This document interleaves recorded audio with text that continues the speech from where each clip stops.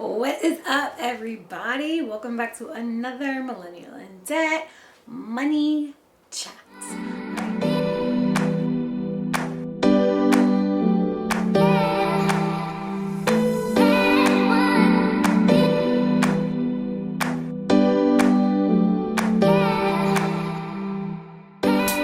Alright, so from the title of this video, you already know that we're going to be talking about purchasing a car, whether it is used or new. The same tips and steps apply when you're trying to avoid being beat in the head and scammed at the car dealership, right? Car dealerships are scam central. They are in it for the money. They are in it for the commission, for the interest. They are not in it for your benefit. And here's what they do to make sure you lose and they win. I bought my first car in 2009. It was a Nissan Altima 2006. Fully loaded, love that car, RIP. She died in 2013 when I got into an accident. In 2013, I bought another Nissan Altima because I'm a basic bitch. I bought another Nissan Altima. I bought a 2009 Nissan Altima. So both of them I bought from car dealerships. Both of them I bought used, so I have never had a brand new car. What I did for both purchases, I went in with my own check. I went in with my financing already situated. I went in with my numbers in my head, and it's not because I'm a huge mathematician or because I just know everything. I knew what I wanted to pay a month. I knew how interest worked because my student loans were already teaching me a really good lesson in that. Now, what you need to do, especially when you are financing a car, there's something called a Foursquare, or I'll put it over here. Boop. Foursquare, right? That Foursquare includes your trade-in. If you have a car that you are trading in that you no longer want or like, whatever you think it's trash, that's the top square.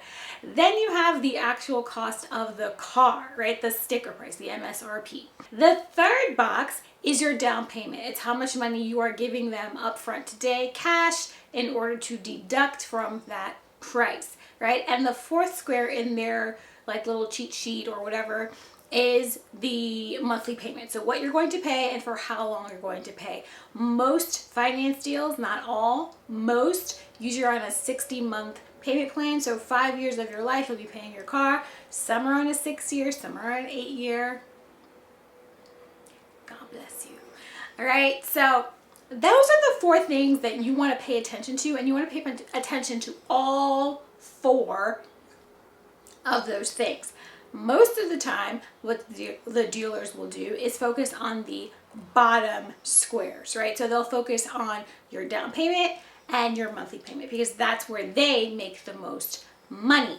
Now, when I went in and financed through my own credit union, the MSRP went up, right? The cost of the car went up. And the reason, which the man told me so kindly, was because when you buy an iPhone outright, the company loses, which is why you pay more than if you signed a 2-year contract and paid $200.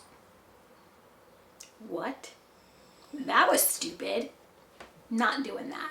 So when you go in with your own financing or you go in to pay a car cash, they try to upsell it because they're not making any money off of it. So the sticker price that they put is not the real cost or value of the car. That is something you need to learn and understand, that if the sticker price is $12,000, you're not going to pay $12,000 when they're done with you. They're going to add all these warranties and all these things that you don't need at all, right? And then with tax and registration, the title, your inspection, all these things, that's going to go up. I bought a car, my 2009 Altima, the sticker price was $11,995. I walked out of there paying $17,000, or my paperwork stated $17,000, because I refused to let them finance through the banks that they work with, right? They cut a deal with the banks. They make money. The bank makes money. You lose money.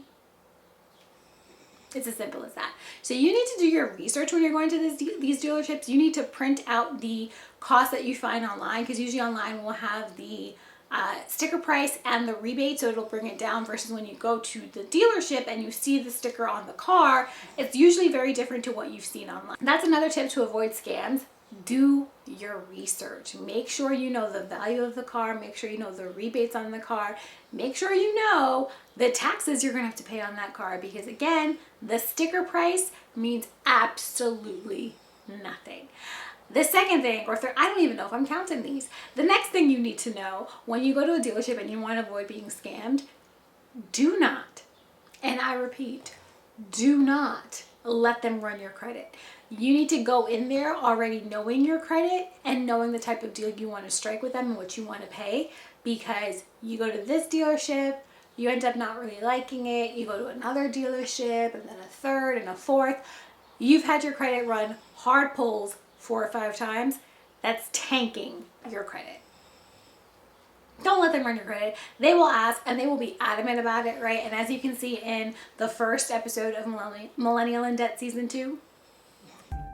Yeah, credit check. That shouldn't be a problem, right? No, it's not a problem per se. What do you mean? The ad said I only had to put down $199 for 60 months. Right. If you put down $5,000 and have excellent credit, which you absolutely do not have. What the hell, a 430? What kind of interest rates you think you're gonna get with this? Yeah. Jordan didn't listen to me either, right? Do not let these dealerships run your credit. Once they run your credit and it starts to tank the score, they also now feel like they can lowball you based off what your credit score is, right? And make you think that they're giving you this wonderful deal, like, oh, you have a 620 credit score. It's not the best, but let me give you this really great deal. And you think, oh man, I really should take this because I'm not going to get a better deal because of my credit score. That's not true. Don't let them strong arm you into thinking that their deal is the best deal out there.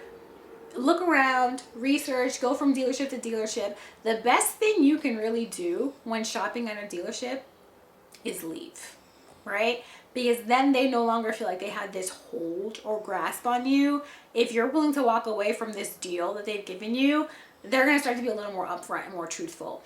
And you should leave the dealerships, go home, think about it, come back a day or two later, right? The car is not going to go anywhere. It's more than likely going to be there when you get back. Another thing that car dealerships do that you really want to avoid because it's super, super, super scammy, don't tell them you have a trade-in until the very, very, very end. And the reason being, or the reason for that, is they're going to lowball the shit out of your car, right? I've known people who've taken $900, $800, $1,000 from the dealership, and their car was valued at $7,000, $8,000 or $4,000 or $5,000, and they could have sold it for much more because the dealership is in there to make money. They're not here to give you what your car actually is worth, right? Because where they make their money, besides commission, is the monthly payment with the interest, because you know they're working with the banks, and the down payment that you're putting. So they don't care about your car, and they know that they can sell that car for far more, and they're going to upsell that car. So they bought it for $800, and they're going to sell it, put a sticker price of $4,000 or $5,000 because that's what the car is worth. That's what the value is, right? So if you are going to trade it in, don't tell them until the very end.